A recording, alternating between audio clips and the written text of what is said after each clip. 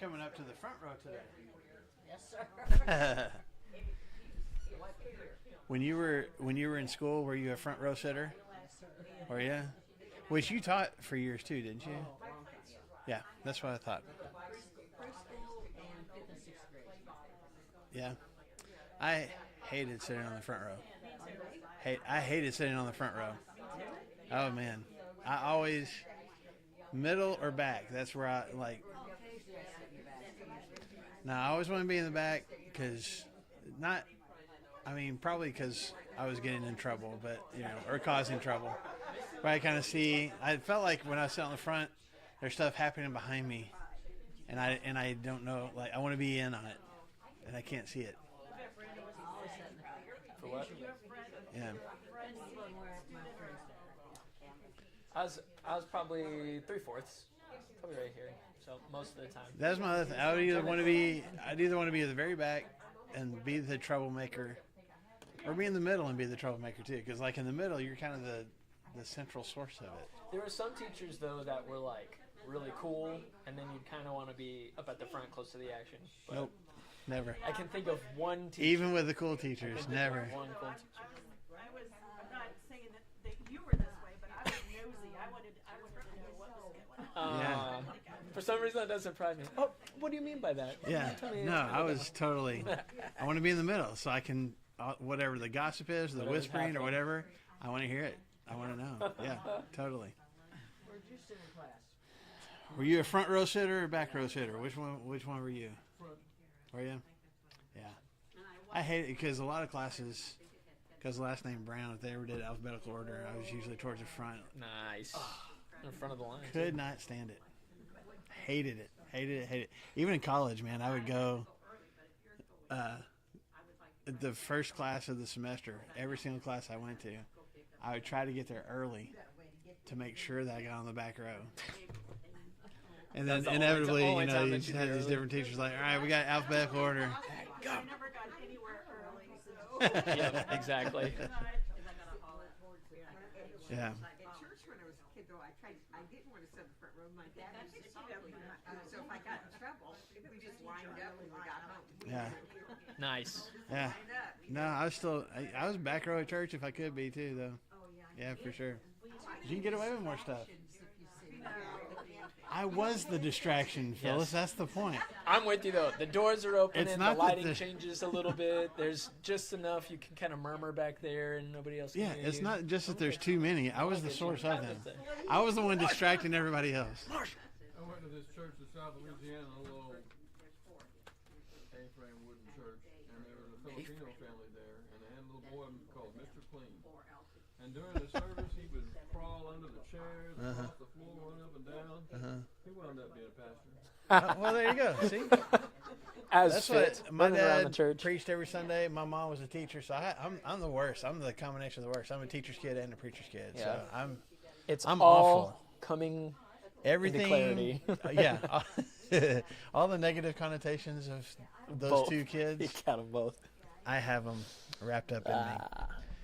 No, for sure. And like I think I told you before, the school that I went to had conduct grades. So I never, at least all my junior high, all my teenage years, once I got out of elementary school, I never got an A in conduct, ever. That's too bad. Got an A in conduct. Our school did conduct grades, and I never got an A in conduct. And then, And your mother was so embarrassed. Right. big time. Because she's a teacher. Exactly. She was a teacher at that school. And she Even worse. Yeah, she was a teacher at that school. So she knew what my conduct grade was before I did, because teachers would talk in the office and stuff. Yeah. She say, "Sit down." No, Oh, well, no. so it started with they would ground me from stuff like, got my radio taken away, just different things taken away. Devastating. And it was a new conduct grade every 9 weeks. And so they were like, next quarter, if you bring it back up, you have this stuff back. Well, Dang, man. I You spent never had a I spent the radio. entire school year just Radio. grounded. But they wouldn't stick to it either. They would, Yeah. it would last for a couple of days, and then Yeah. But then summertime, I got everything back. I was like, yay, I'm back. And then Slowly And then have the it whittled first away again. the first 9 weeks of the fall, I would have all my stuff, This is how, and then the grades would come out. No, this. this is how make the story worse. We got report cards every 6 weeks when I was 6 weeks. Okay. when I was in elementary school. and Yeah. high school. Yeah. The grades came out every 6 weeks. Yeah. So yeah. 6. We had at our school, I don't remember if we had this in the secondary, but in the elementary, we had progress reports, which was at 4 weeks. Yeah, something like that. Yeah. And again, the academic grade was fine. It was all the other stuff. Listens well. I would not get very good on that. Controls self. Not that one not either. so much. Pays Can't keep- attention. can't keep his mouth yeah, shut. All that's yeah. Yeah. We had Anyway. the same conversation with Remington about the same thing. If those had been reworded in a more Positive. positive way, he probably could have done it. Yeah. Nah. Not at all. It was, Yeah. Collaborates was- well with students. I did. I worked well with a certain group of guys that we all Works well with these people. this Like-minded we hooligans. need to separate all of them. leader of the hooligans. The yeah. hooligang. I wanted to be the center of attention was what it was. It wasn't about leadership. It was about I just want to be the center of attention. So. Mhm. Oh my. That she needs to only take care of the She would finish her work before everybody else. And Yeah. if she wanted to help all of those around her, because when you got through, you could go to recess. Yeah. Sooner everybody else. Yeah. Yeah. Smart. Yeah. Smart. Yeah. The answer to this Yeah. one is 6. Oh. Yeah. But I was. Yeah, 6 and what? Yeah. Oh, I mean, it was most of my elementary teachers, it was fine. I had my mom for both 5th and 6th grade, so that made it worse. They don't do that That anymore, made it do they? worse. They for sure don't do that anymore. Well, you were at a private Christian I was in a school, private school, right? so yeah, It's like there's no way that they would do that yeah. now. It wasn't wise. We didn't get along well, so Like, usually there's only one, only one foreign language teacher. Oh yeah. Yeah. You'd have to give them, and that's a requirement for graduation. So Right. you'd have to have them somehow. yeah. No, I had I can't remember if I had any youth group kids that had their parents for teachers. But I was the last when I was in 5th grade.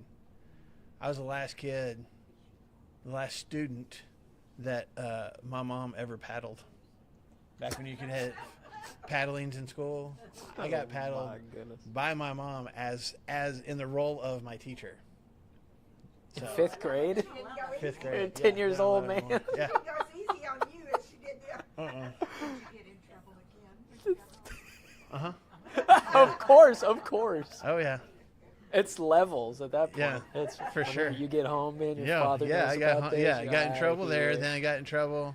The car ride home was a long car ride, and then Dad got home and had to go through it again. So, and you look at learned- me now. You learned look your at me lesson. now. Well, no, Your Not mother's even still wondering- there your was mother's still wondering how did that happen? there was a lesson to be learned. I'm not sure that I learned it, but there was That was No, one of she the broke a couple of ping pong lessons. paddle on me. Honestly, Golly. I was supposed to get 2 swats, and after the first one, she's like, "Well, I can't give you the second one." I was like, "Why?" She's like, "You broke my paddle." I'm like, "I broke your paddle." Oh my god. Yeah. That's Yeah. so funny. I think it was an old paddle. I'm going to go with that. I think it was getting ready to break anyway. She was but wearing yeah. you out. Yeah, dude. That's awesome.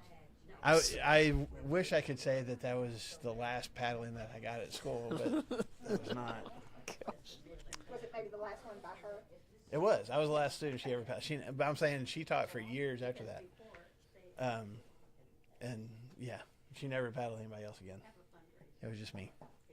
So anyway, that has nothing to do with what we're Golly. talking about today. Yeah, we won't even be close to that. Seriously. So we're in Mark chapter 13. If you got your Bibles, your Bible apps. I don't even know if we have any spares. We're in Mark chapter 13. Okay. We've been talking about Jesus and all his different conversations. Some that he initiated, some that were brought to him, dealing with his enemy sounds like such a strong word. I Opponents. think at that point it's kind of. It is enemies, but enemies. I feel like there's some antagonism on his part too. Yeah. But there is a little bit because in some of this, he's like, "Yeah, you guys." Calls them Yeah, he's- vipers in Matthew. So. Yeah, well, and he tells a story about him, beating up and killing people. So, anyway, we've been going through all these different conversations that he's been having here in the temple courts. We're just days away from his crucifixion. Again, with Mark, you don't know exactly for sure where in the week we are, but it's somewhere in the last week of Jesus' life before his crucifixion. So he's been in the temple having all these different conversations. And we talked about how the temple itself, wasn't, it was a big building. It's not that it wasn't big, but when you read about the temple courts, that whole structure, that whole area was several acres. Had all these, covered porches and columns and lots of room to walk around, lots of different things going on. And we talked about this last week when we were talking about where they were bringing in the gifts for the temple treasury and stuff like that. And so I want to before we jump into this discourse that he has here in chapter 13, let's remind ourselves about this structure that they're looking at. So it was built by King Herod, the one who, because there were several Herods in the New Testament, but this is the one who was probably king when Jesus was born, the one who ordered the slaughter of all the babies in Bethlehem, surrounding area, 2 years old and younger, to try to destroy this Messiah that had apparently been born. If you read more about Herod's history outside of Scripture, he had his own kids killed. He had, I think, some of his wives killed. He was very paranoid and also very power hungry. But by all accounts, he was also a brilliant architect. There are lots of different structures that he built in Jerusalem and in Caesarea, and there's he had a lot of training in Rome before he got made king here in Judea, and so there's a lot of different building projects that he used, a lot with forced labor and also taxes and money and stuff like that. But one of the things that he built, besides a big fortress inside the city of Jerusalem and a big kind of a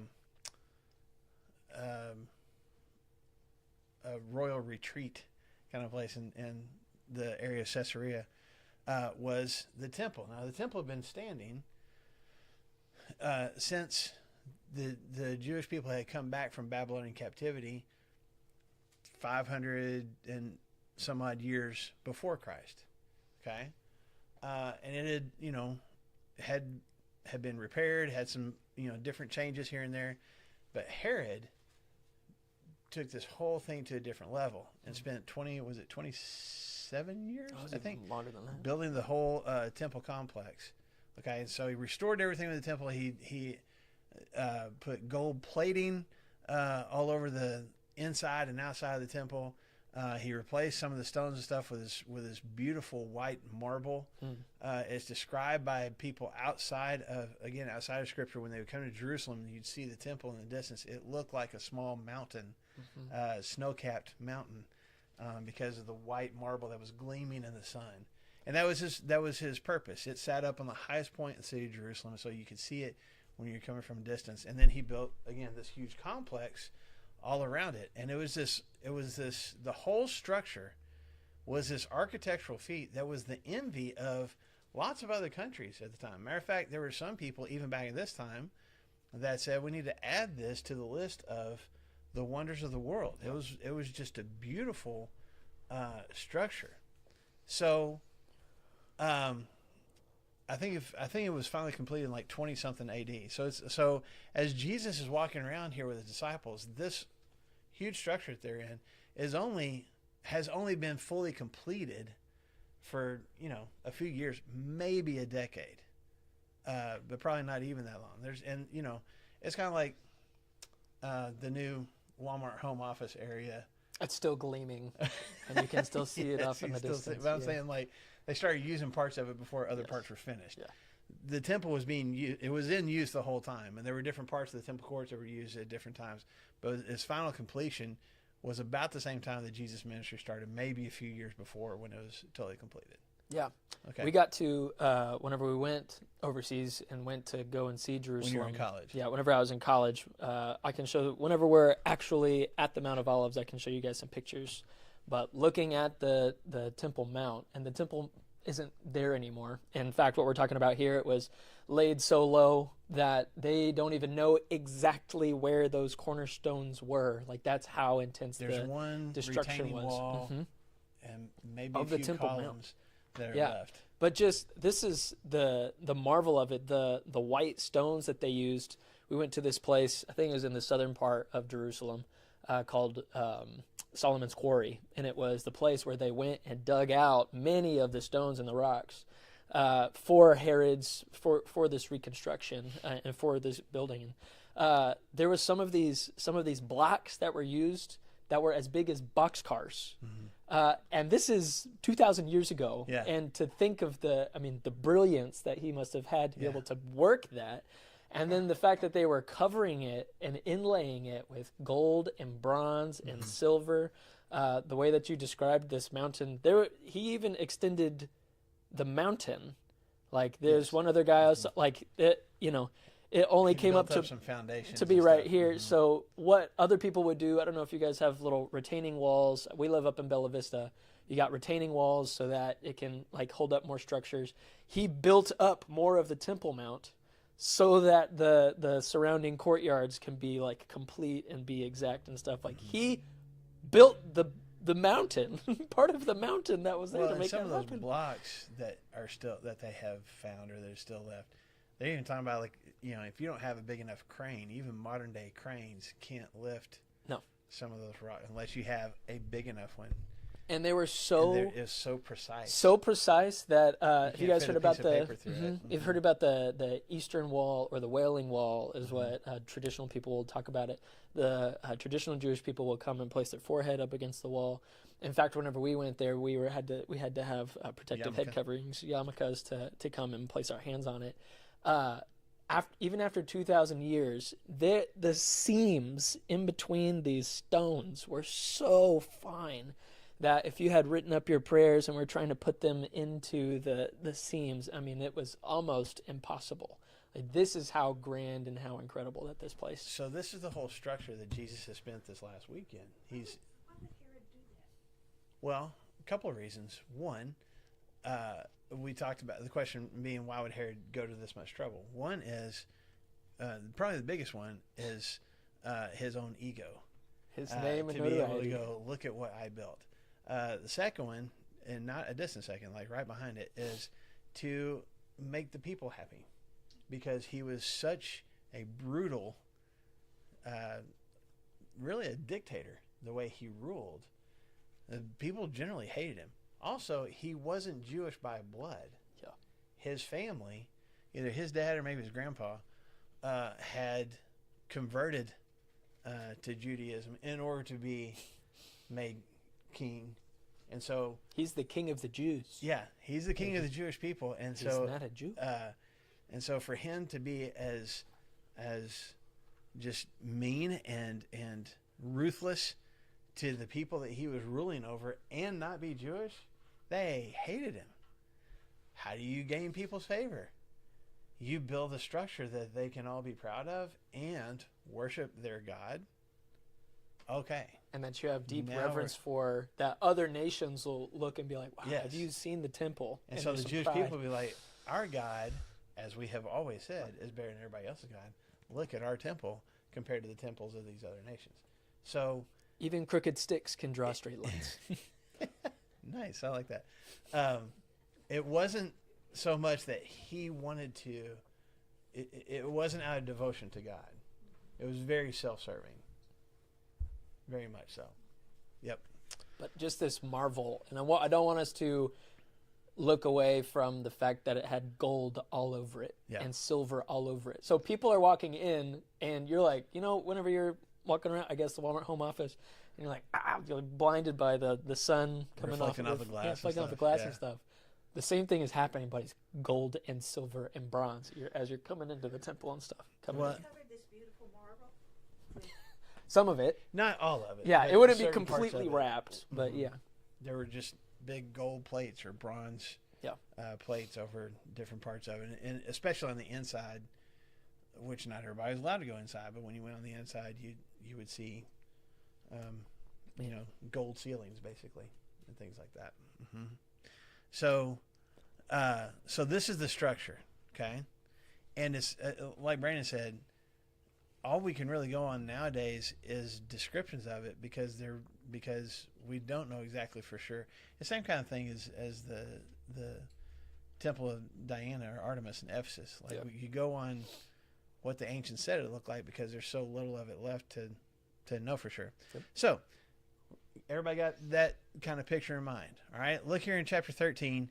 As he was leaving the temple. So maybe all these conversations have happened in one day, or maybe it's been happening over a couple of days. But in this moment, he's just gotten done talking about these Pharisees devouring widows' houses, pointing out to his disciples, we talked about last week, this woman that put the 2 coins in and the significance of that. So now he's leaving the temple because he's been going out at the end of the day and staying with his friends Lazarus and Martha and Mary in Bethany. And Okay? this is the last time he will ever leave the temple. Mm-hmm. That's- As he was leaving the temple, one of his disciples said to him, "Look, teacher, what massive stones, what magnificent buildings." "Do you see all these great buildings?" replied Jesus. "Not one stone here will be left on another. Every one will be thrown down." Now just pausing right there. Put yourself in the shoes of the disciples. I mean, this is a source of national pride. It's a source of religious pride. How do you honor God besides with your sacrifices and how you live your life? You have this amazing temple. This, in their minds, rivaled the temple that Solomon built hundreds and hundreds of years ago. That was an amazing structure back then. And imagine, absolutely terrible comparison, but imagine walking around the new home office. And this is, with your boss. And he's just had a couple of meetings and stuff. And you're like, Yeah. man, this place. It's amazing. This is something else. And your boss is like, It's all going to come it's crashing about down. to be destroyed. Yeah, You're like, for whoa, Jesus to what? look at this Oh, structure hold that on. has taken decades to build. And he says, yeah, all this, it's going to be torn down. So much so that one stone is not going to be left on top of another. These massive stones that took amazing engineering efforts to even put on top of each other in the first place, he's like, it's all going to come down. What's your reaction as a disciple to hear that? Killjoy. Disbelief. There's no way. Yeah. Anybody else? Well, they still have the vision of him establishing an earthly kingdom, and of course, naturally, the thought is Yeah. he would rule from the temple. From the temple, because he's going to be not only a king, he's going to be a high priest. That's his throne. This is That's his throne. place. Yeah. And for him to say it's going to be torn down, what are you talking about? From a human perspective, I'd be like, I was just making a comment on, like, it's like a pretty building, Jesus. Yeah. What Jesus? Yeah. Why are we talking about that right now? Is it in which book? It's not here in Mark. Is it in John? Or maybe it's in Mark. When Jesus tells the other rabbis, destroy this temple and I will rebuild it in 3 days. He's talking about himself, that he's going to be, he's going to be destroyed, but he's going to come back 3 days later. And they look at him and it's like, it took 46 years to build this thing. How are you going to rebuild it in 3 days? So I think the disciples, again, you can't even fathom how would something What are you like talking about? that be torn apart. There's not even a way to do that, It would be And- thinking about. Oh, go ahead.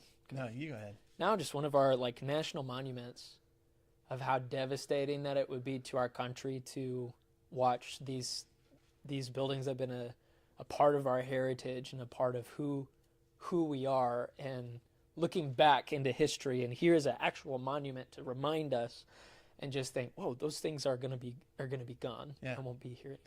Well, it's how we felt. With, So I don't know how old you are, obviously, but the Twin Towers, I was Yes. about to say the same thing. Yeah, you know. the We couldn't disbelief. believe that could come down. They were, they were the New York skyline. Yeah. And Yeah. But if somebody told you ahead of time, hey, those things are going to come crashing down in a matter of hours, Yeah. nobody believed the Titanic would sink, right? Here's the other piece of this. Just not only just the disbelief that this could actually happen, but the temple was where God resided. So these other rabbis had even kind of made it a law that if you spoke not just against God, if you spoke against his temple, where he met with his people, that was another form of blasphemy. You couldn't say negative things about God's holy place. So the human physical part of it would just be disbelief, as Phyllis said. Just like I can't even picture that happening to this seemingly brand new building. But also, as the disciples, you'd be like, he just said something. He Yeah. can't say that, can he? Yeah. He's not allowed to say that, is he? So I don't think they could wrap their minds around this one simple sentence. Now we have the benefit, Hindsight. of looking back and going, okay, we know exactly what he's talking about. They don't have that. They can't picture that. And maybe it's something that Jesus has hinted at before, which begs our next question, or maybe they just come up with it on their own. But so that's all Jesus says, and apparently he just keeps walking.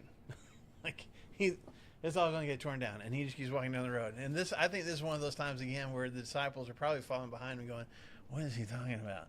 You ask him. I don't want to ask him. You ask him." So here's what happens in verse 3. As Jesus was sitting on the Mount of Olives, so he goes through the valley and up this Mount of Olives we talked about before. It's a little bit higher, looks down into the city of What a Jerusalem. view to be able to look down-ish on the temple like that. Yeah, and on the city itself.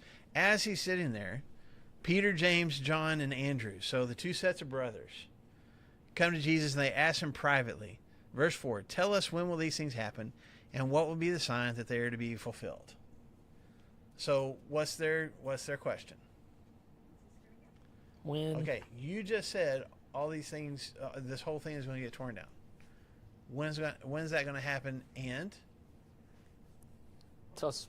what's the sign? How what are we do gonna we look for? know that it's happening or that it's about to happen, right? Has Jesus been asked for signs at any other time in his ministry? Multiple times, okay? This is kind of a Jewish thing, right? I mean, this goes back to the Old Testament. There were different times that God said, hey, I want you, Moses, to go do this. Well, what's my sign that you're going to be with me? Gideon, I want you to go round up an army and go fight the Midianites. Give me a sign that you're actually going to make this happen, right? So this has happened for generations. Jesus has come, and multiple times these rabbis come to him and say, give us a sign that you are the Messiah, that you are the one that we should believe in. And a lot of times he's like, no, I'm not going to. That's it. Most of the time, it's right on the heels of him doing an He incredible just did miracle. a sign. That's right. So, Yeah, he got done feeding 5,000 plus people, and they're like, give us a sign that we should believe in. He's like, here's basketfuls actually, of you know what? leftovers. Sign will not be given to you. Just a sign of Jonah. Okay, so the two questions: when's this going to happen, and what are the signs it's going to be fulfilled? Now, do you guys? I'll leave that to y'all. Do y'all want to read through this whole chapter? I mean, it won't take us a really long time to go through. all the words of Jesus. It is words of Jesus, so we should go ahead and read it. Okay, and then, we'll just read through it. Okay, here we go. Starting in verse 5. Jesus said to them, watch out that no one deceives you. Many will come in my name, claiming I am he, and will deceive many. When you hear of wars and rumors of wars, do not be alarmed. Such things must happen, but the end is still to come. Nation will rise against nation, and kingdom against kingdom. There will be earthquakes in various places and famines. These are the beginning of birth pains.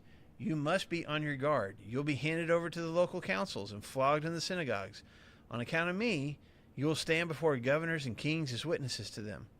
And the gospel must first be preached to all nations. Whenever you are arrested and brought to trial, do not worry beforehand about what to say. Just say whatever is given you at the time, for it is not you speaking, but the Holy Spirit. Verse 12. Brother will betray brother to death, and a father his child. Children will rebel against their parents and have them put to death. All men will hate you because of me, but he who stands firm to the end will be saved. When you see the abomination that causes desolation, standing where it does not belong, let the reader understand. And then let those who are in Judea flee to the mountains. Let no one on the roof of his house go down or enter the house to take anything out. Let no one in the field go back to get his cloak. How dreadful it will be in those days for pregnant women and nursing mothers. Pray that this will not take place in winter, because those will be the days of distress.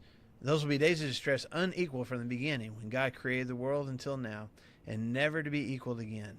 If the Lord had not cut short those days, no one would survive. But for the sake of the elect whom he has chosen, he has shortened them. Verse 21, at that time, if anyone says to you, look, here is the Christ, or look, there he is, do not believe it. For false Christs and false prophets will appear and perform signs and miracles to deceive the elect, if that were possible. So be on your guard. I have told you everything ahead of time. Verse 24, but in those days, following that distress, the sun will be darkened, and the moon will not give its light, the stars will fall from the sky, and the heavenly bodies will be shaken. By the way, that's a quote from the book of Isaiah. Okay, verse 26, at that time men will see the Son of Man coming in clouds with great power and glory, and he will send his angels and gather his elect from the four winds, from the ends of the earth to the ends of the heavens. Now, learn this lesson from the fig tree. As soon as its twigs get tender and its leaves come out, you know that summer is near. Even so, when you see these things happening, you know that it's near, right at the door. I tell you the truth, this generation will certainly not pass away until all these things have happened. Heaven and earth will pass away, but my words will never pass away. No one knows about that day or hour, not even the angels in heaven, nor the Son, but only the Father. Be on guard, be alert. You do not know when that time will come. It's like a man going away. He leaves his house and puts the servants in charge, each with his assigned task, and tells the one at the door to keep watch. Therefore, keep watch, because you do not know when the owner of the house will come back, whether in the evening or at midnight or when the rooster crows or at dawn. If he comes suddenly, do not let him find you sleeping. What I say to you, I say to everyone. Watch. That was a lengthy reading. So do you just go into 14 from there? Yes. And we're jumping into chapter 14. So I don't know how many times you've read through that before, or had it read to you before. It has parallel tellings of this in Matthew chapter 24 and Luke chapter 21, I believe. And some of the wording might be a little different in a couple of those, but for the most part, it's pretty similar in each one of those tellings. Okay, so I don't know how do you even start about that? Well, the disciples asked two questions: tell us when and what the signs are going to be.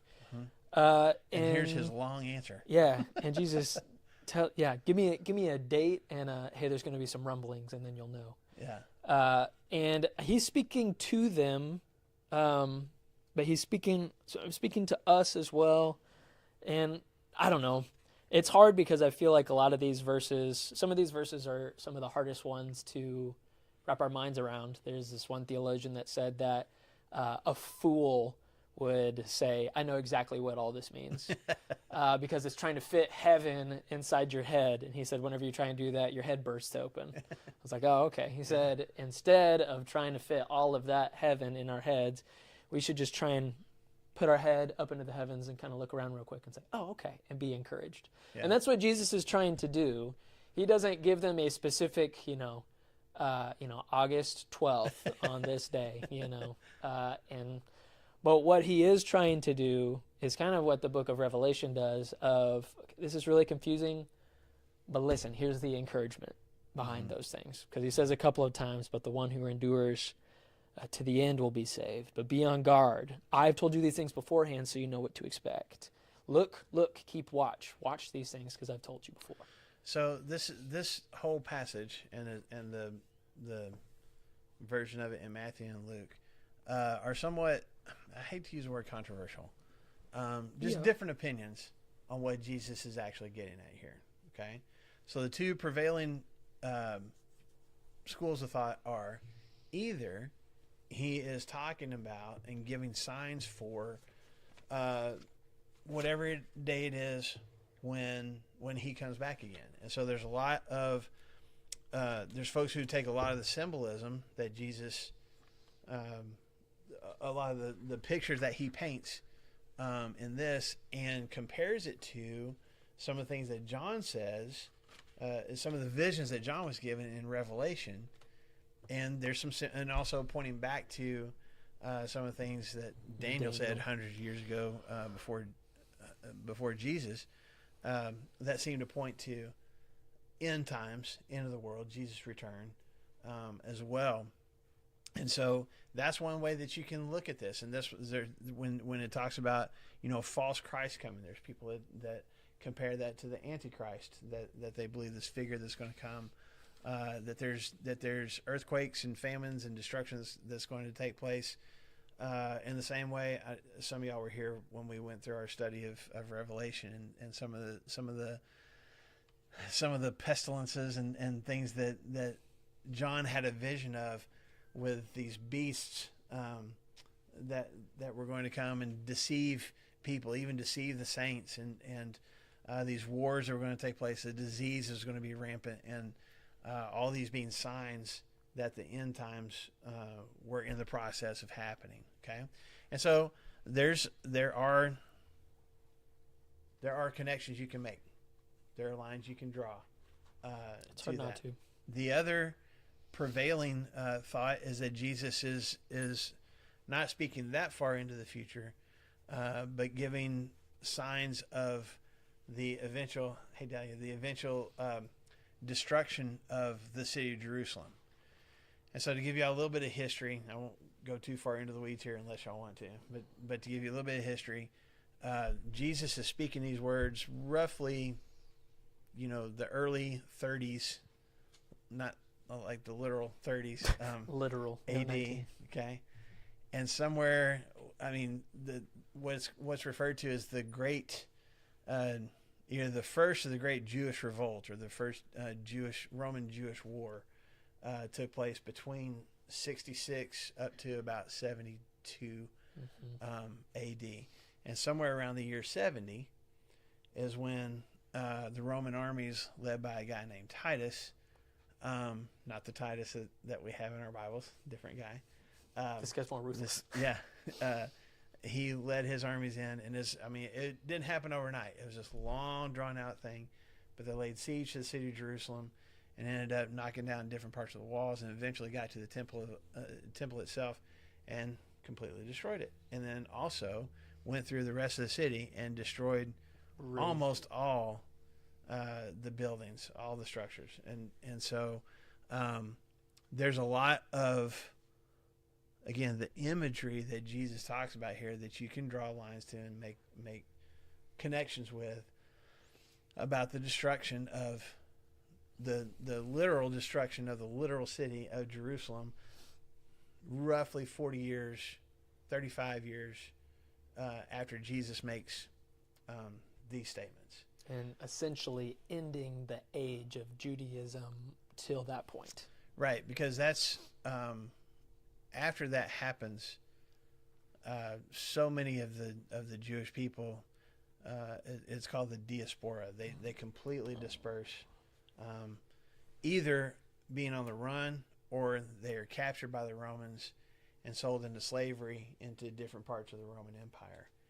And the temple is never rebuilt again. There's sometimes some different attempts at it, but it never comes to fruition. As a matter of fact, the last real concerted effort was one of the last, I think one of the last Roman emperors, and the Roman Empire had been shrinking at this point, but that was like in the 300s or 400s, when somebody was like, hey, let's try to rebuild the temple one more time. And then he got killed and all the plans kind of fell apart. So Didn't happen. so the temple's never been rebuilt. The city itself, you've been like there's old Jerusalem. You can kind of see the remnants of what the city was when Jesus was there, but there's not even that much of those structures that are left. It was just completely destroyed. And then you get into hundreds of years after that when the Muslims come in and take over and build the Dome of the Rock and all that kind of stuff. So, yes. In verse 24, when he says, but in those days following that distress, is that what he's talking that? About the destruction. So, kind of kind of depends on your opinion. So let me just go ahead and just throw this out there. I think that Cards on this the table. yeah, most of this is Jesus talking about the destruction of Jerusalem. That makes the most sense to me.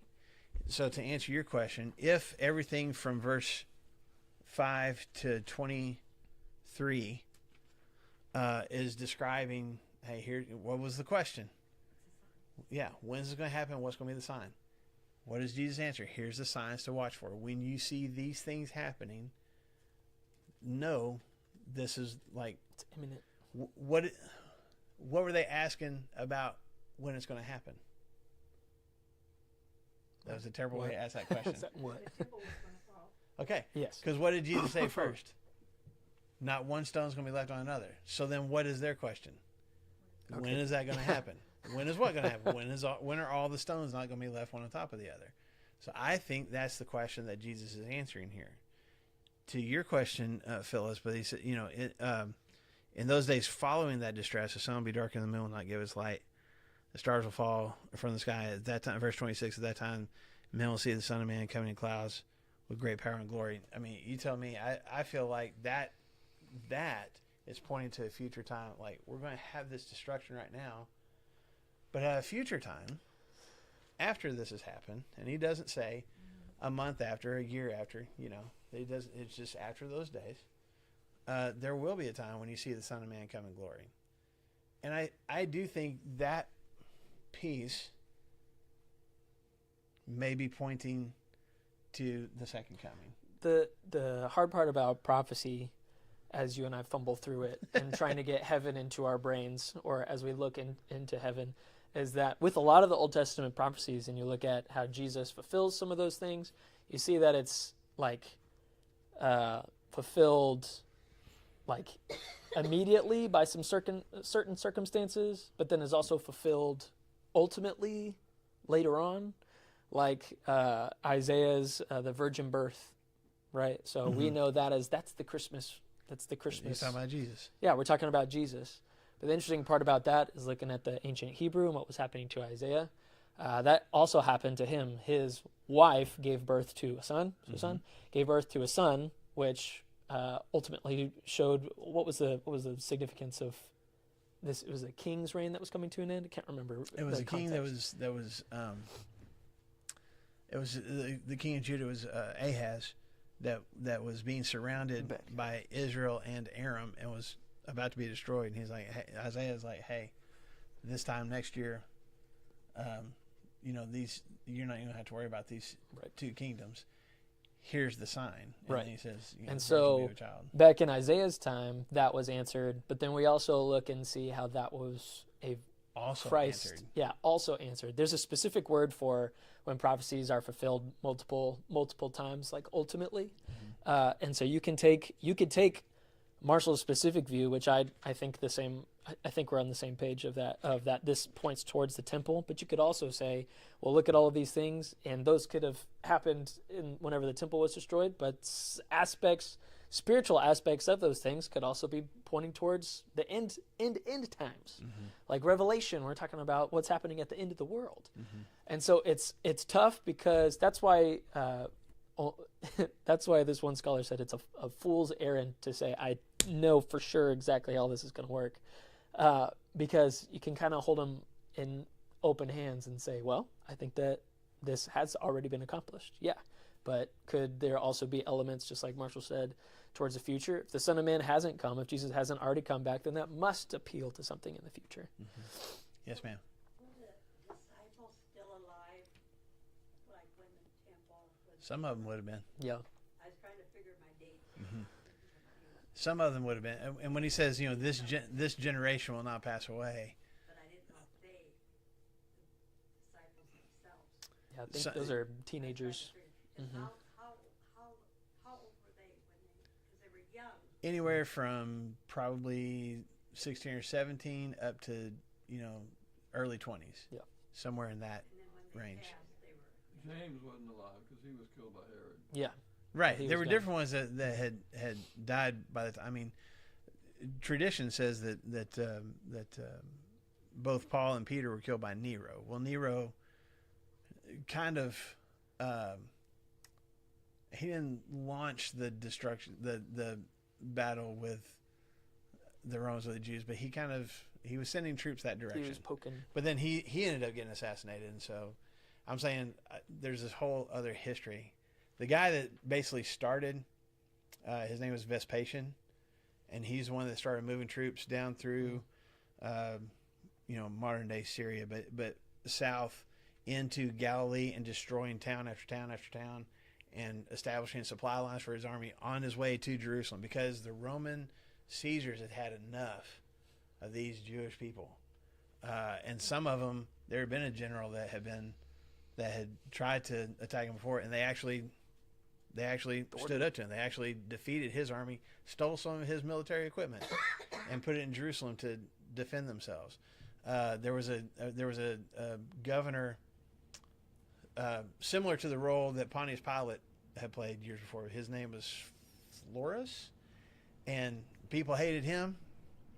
And there were different people, these zealots and different people like that. Simon the Zealot was one of Jesus' disciples.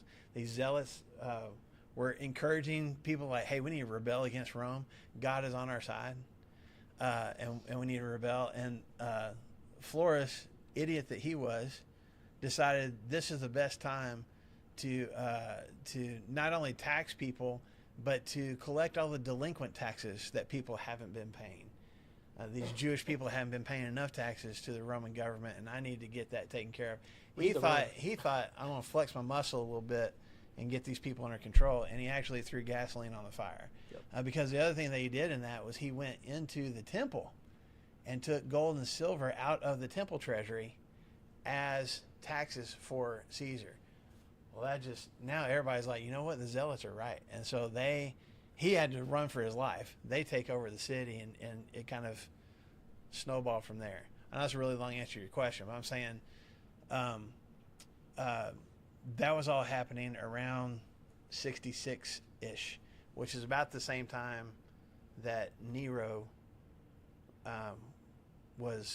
killed himself, because he was going to be assassinated, so he killed himself first. And then Vespasian starts the surrounding the city of Jerusalem and destroying all the smaller cities leading on the roads up to it. And then they call it the year of the four emperors in Roman history. After Nero, there were two other guys that tried to be Caesar. Both of them ended up being assassinated. And so Vespasian ends up stopping with his army, going to the city of Alexandria in Egypt, declaring himself Caesar, and all his troops were like, yeah, we'll follow you. Sails to Rome, and everybody's like, okay, we'll let, the Senate and everybody's like, we'll let him be Caesar now. And so he ends up becoming the Roman emperor. Okay? Then he sends word back to his son, Titus, like, hey, where I stopped in Jerusalem, go ahead and finish that. And that's where Titus comes in and ends up destroying everything. Brutal. Maybe even more so than his dad intended. But anyway. So, wow, that was a really long answer to your question, Sherry. Those are all historical elements that happen. Yes. I'm saying would any of the 12 apostles have been alive? Maybe. Maybe some of them. If you believe that John lived into 90 AD, he would have at least, if he wasn't in the city, he would have been alive. But even some of the disciples, some of the first people who were converted to Christianity would have been alive when all this happened, because this is happening, like I said, anywhere from 35 to 40 years after Jesus predicts these things is when it actually took place. Those guys would have been in there. So some of those folks would have been alive, yes. Mm-hmm. So what about verse 24? Following that distress, Mm-hmm. then the Son of Man's coming. So what's your take on that? In those days, following that distress, the sun will be darkened, the moon will not give its light, the stars will fall from the sky, and the heavenly bodies will be shaken. And you want to go into verse 26 too? Okay. At that time, men will see the Son of Man coming in clouds with great power and glory. He will send his angels and gather his elect from the four winds and from the ends of the earth. From the ends of the earth to the ends of the heavens. Yeah, Brandon, what does that mean? I can't tell you. I can't tell you. I know those, like the words, the sun will be darkened and the moon will not give its light and the stars will be falling from heaven. The powers of heaven will be shaken. That's tons of Daniel and Ezekiel imagery for what they called of like the day of the Lord. And in those times, correct me if I'm wrong, Marshall, in those times, they prophesied those things too, not necessarily towards the end of the world, but God's destruction, like the day of the Lord, like whenever God's going to come back and destroy the Assyrians, God's going to come back and destroy the Babylonians. This is what's waiting for them, is the end of the world, where the sun is going to be dark and the moon will not give its light, the stars will be falling from heaven. Their entire world is going to topple on itself, and they will be no more. And we don't have an Assyrian power today or a Babylonian power today. So that imagery wasn't always associated with the actual end of the entire world is exploding, as much as this is going to be done and this is going to be over. But I'm kind of right there with Marshall too, of like eventually whenever all this destruction is going to happen, there will be the Son of Man coming back to set up his kingdom. It's you could make the argument just from him quoting from Isaiah there in verse 24 that it's just talking. I mean, the same imagery is used in the Old Testament to describe what it's going to be like for God's people, as Brandon said, when the Assyrians show up. It's going to feel like the world is coming to an end. It's going to feel like when the Babylonians show up, it's going to feel like the world is being destroyed. And the sun is going to be darkened, all that kind of stuff. That same imagery is used in the Old Testament to describe those events. But Daniel also uses some of that to describe, a future event beyond that. So you could make the argument that it's going to feel like, and it had to have felt to the Jewish people, even the Christian people who came from a Jewish background, would have felt like when they see the temple destroyed and God's holy city being destroyed, it would have felt like their world's collapsing. It would have felt like this, except the part that I won't say that I get stuck on, just that changes that for me a little bit, is verse 26, because it says, then you're going to see the Son of Man. And there's different explanations for that too. I just feel like I feel like Jesus is addressing how when that destruction takes place, it is going to seem like the stars are falling, the sun is darkened, everything, the world is ending. But don't be afraid of that, because at some point after that, you're going to see Jesus coming. It doesn't, but I don't think it has to be like that very next day or month or year. You know what I'm saying? Right. I think we're still waiting for that. Right. Okay. But it'll be after that distress. It's a message of hope in the middle of feeling like the world's falling apart. Look at back That's how I read it. What Jesus opens up with in this discourse. Just go back to verse 7. It said, and whenever you hear of wars and rumors of wars, don't be alarmed. This must take place, but the end is not yet. All of the war and the turmoil that we've seen in the past couple of years in the Middle East and Ukraine and all of these things, man, that's the end of have you guys seen some of the aerial footage of some of those places that have been bombed? That's the end of the world. Mm-hmm. Like, we use CGI technology to create stuff like that in movies. Yeah. That's the end of the world right there. But he says the end is not yet. Nation will rise against nation and kingdom against kingdom. When was there a time that we haven't had war? There was one scholar that I was looking at that said in our recorded history of 3,400 and something years, there's only 267 of those years that a war is not accounted for. It's the Roman peace. It wasn't peaceful. No, there were still wars going on. Like, are you saying that somebody didn't murder somebody else? That there wasn't war in people's hearts and small nation, even Native American tribes that weren't at war? Those things have always been there, so we don't need to be surprised. And then he says, for nation will rise against nation, kingdom against kingdom. There'll be earthquakes in various places, and there'll be famines. These are the beginning of the birth pains. He says, don't be surprised about, like, there has always been natural disasters since the fall. There's always been natural disasters. There has always been nations fighting. There has always been people that hate each other, and we need to not be surprised by those things. But the people that are experiencing those things, and this is the end of the world. The stars are falling. The moon, it's destroyed.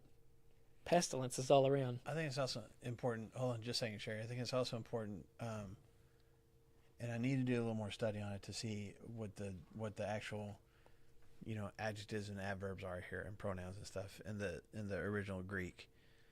At least in our English Bibles, for there to be a distinction between that and these, or you know what I'm saying? It seems That like things, yes. right, Sure.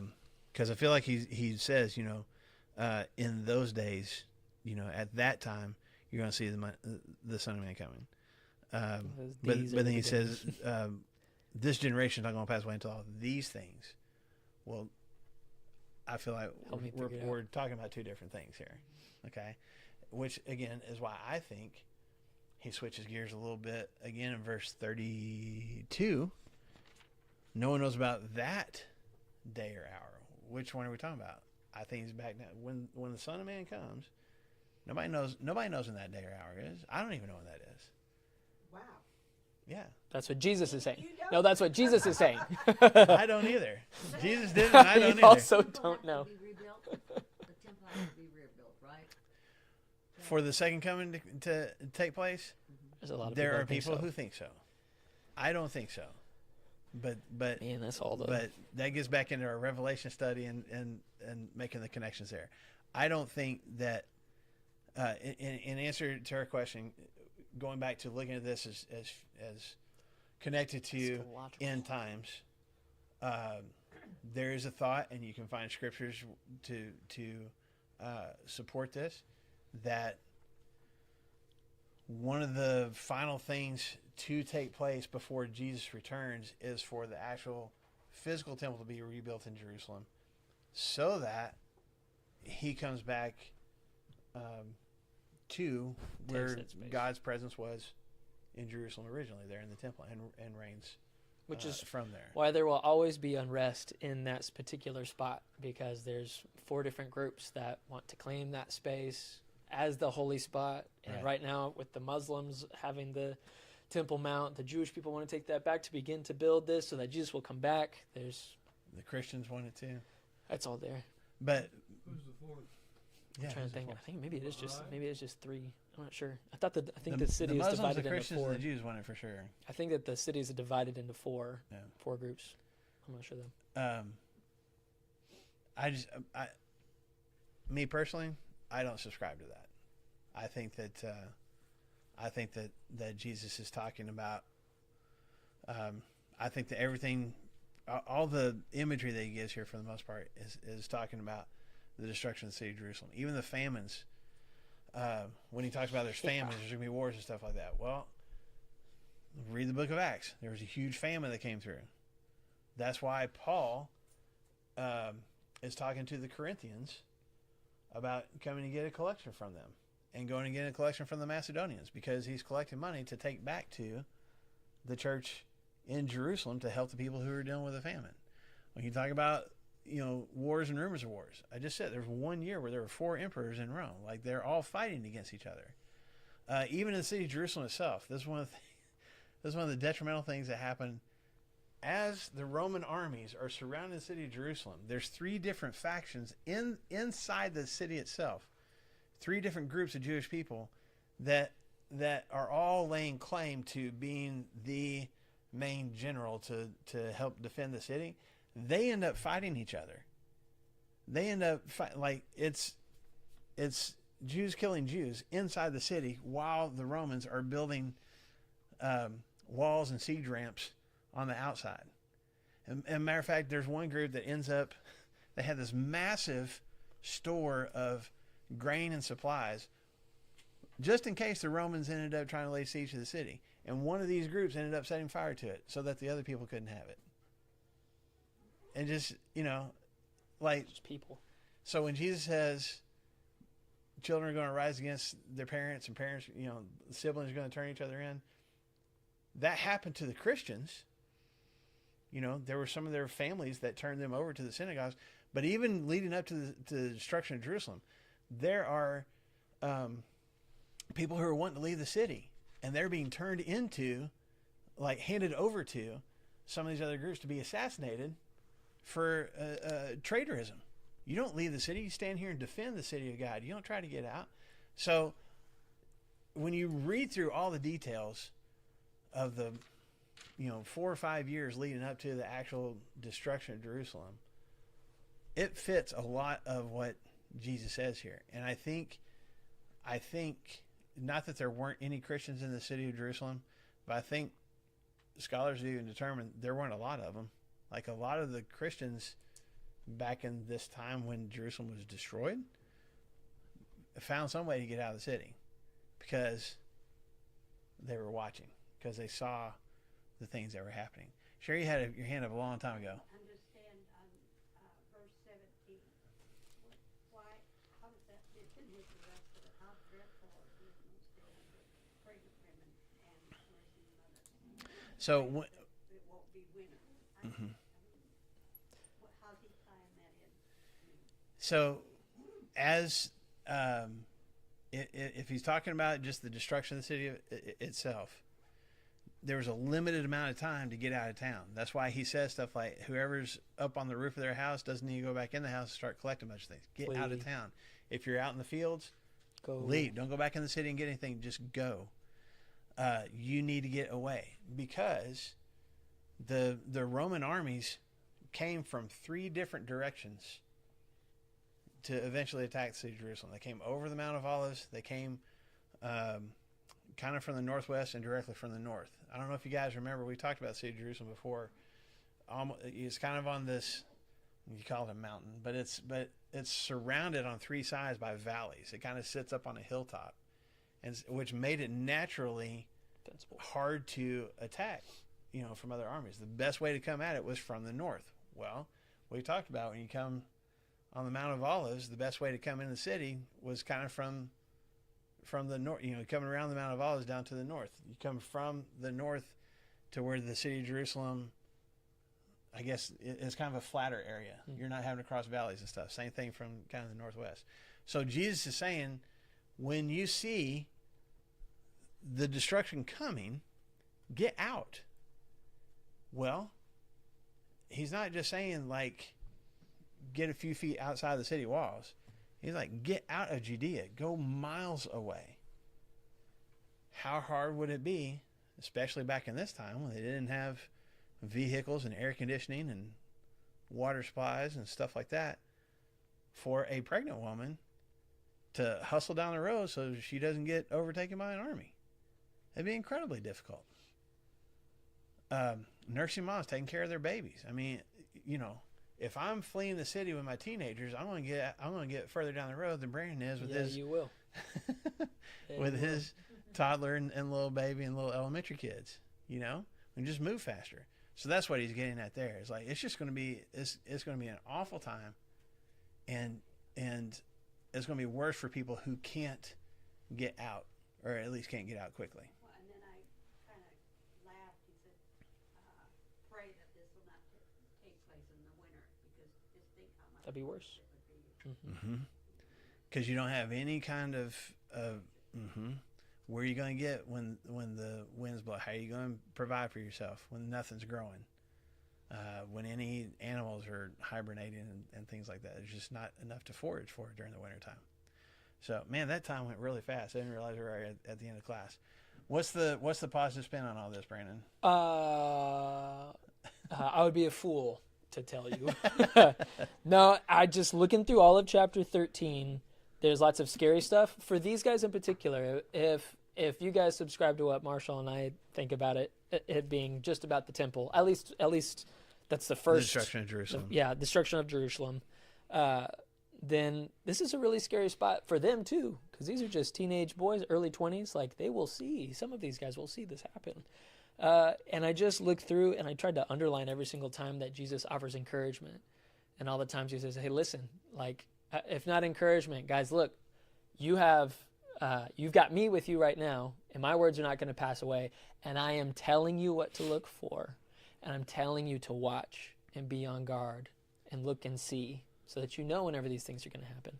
I appreciate that about Jesus, that he isn't just like, you guys, it's going to happen, and there's nothing y'all can do about it. And that's true, but he gives them a perspective to think, listen, everything that you have heard about me, that's what he says in verse 31. Heaven and earth, they will pass away, but my words, yeah, I will be able to sustain you. If he really is the bread of life, if he really is the living waters, then he's going to be the one that sustains them. He's the one that is giving them perspective to be able to be on guard and look around. And that's what is the very last word in 13? It just says watch. Just watch. So Be ready. nobody knows the day and hour. Don't let it come upon you like a thief. And he said, hey guys, just look.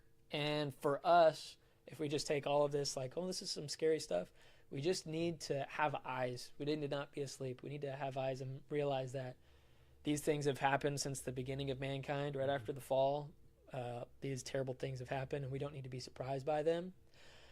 But if it's true that his words will not pass away, then that's the only thing that we have to cling to.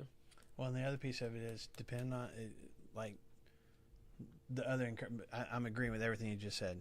Kind of my final thing on it is just he says, there's gonna be a day when you're gonna look up in the clouds and you're gonna see me coming back. Yeah. And even if we don't know when that day or hour is, just know that even in the times when it feels like the world is falling apart, that the stars are not shining, that everything that I count on to be stable in my life seems to be crumbling, there's still going to be a day. Jesus coming There's back. still going to be a day when I'm coming back. So don't lose heart. Watch for it. Yep. Be expecting it. Believe that it's going to happen and expect it to happen. So this is what he talks about is not good things. It's fear-inducing things, especially to these guys that he's saying this to for the first time. But he's also like, so, okay, but just keep watching. Even if this stuff happens, keep watching. I'm coming back. It's not the end of the story. The term watching, I mean, wasn't he saying, I know the future, I know what's going to happen, don't fret about it, Mm-hmm. okay? It's going to be tough, Yeah. Yeah. don't fret about it. Go out and do what I ask you to do, go and serve, and Right. preach, and love one another, focus on what today, Yeah. what you can do for the kingdom. Right. Not worry about that because God's got all that in hand. Yeah. Because he even says the master leaves, but he leaves the servants in charge of the house. What do the servants do while he's gone? They keep doing what they're supposed to be doing until he comes back. That's what I want to do. So keep doing what you're supposed to do and keep watching for me to come back because I'm going to. And I think, if nothing else, that's the hope that we need to hold on to as well. I would ask that we all pray for Iran, because a lot of people don't know the fastest growing Christian church in the world I read that the other is day. in Iran, Mm-hmm. and it's led by women. Yeah. House church is led by women. Are you surprised? Yeah. They go out in the street and they witness, even though they could put them in prison Yeah. or be raped or killed, Mm-hmm. but they go out and it's a fast, and the mullahs are driving everybody away from Islam, and they're moving to Christianity. Yeah. So pray for them because it's Yeah. tougher. Yeah. I saw that the other day, though. This is the fastest growing US Christian News- group right now. US News is and in World Iran. Report. This is not some Yeah. Yeah. Christian organization. It's a major journalism. Yep. That's awesome. Yes, definitely keep our brothers and sisters there in our prayers. Okay. So starting next week, we get into the final hours before Jesus' arrest. So we'll And jump we'll- into that next week. It's the beginning of the final hours, and it'll probably take us 3 months to get through these final hours. No, it won't. Hour. Yeah, that's the longest hour. That's right. All right. Thank y'all for coming today. Brandon, Yes, ma'am. your fourth group is political. Political? Political claims. Israel considers the entire city as its undivided capital. But the